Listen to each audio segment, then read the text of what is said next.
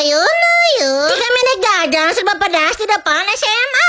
No kay Jess, kay maradangan na natin tukang gerobak si Mang Cimo. Tapi usin natin tukang makaroni basah gini. Oh, lihat sa porsi harga natin mong 5.000. Ngajak ribut ya si Mang porsi 5.000 antem nirobaki. Parang dibawa kendala, siam ni Korea dan takatulungan ya mah. Maju setik itu tukang bacil cenata. Mani resep ya si Mang ningali kadaharan natem di barara rasih kieu nya. Lihat teh dikomplitkeun harga natem mong 5.000. Intik bal 50 juta kali barudak. Ya teh mending ngeunang-ngeunat teh. Ya saking hukunan aku gak keselak sih kami teh. Iya mah urusan teh kalau sudah tidak bisa ditanggulangi. Minum heula we teh Nescafe Pure Life da ieu mah ngadinya juga tetap seger. Aduh kan ieu anu salalada oge ti koros kami menjadi segar kieu. Maju setik itu tukang telur gurung cenata. Meuli we teh 5 tusuk harga nanti mung 5.000.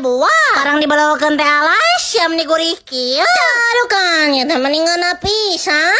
Sabulan teh ya tukang siomay cenata. Meuli we teh 3 sikil harga teh mung 5.000. Barang dibalawakeun teh alas siam mendingan kieu.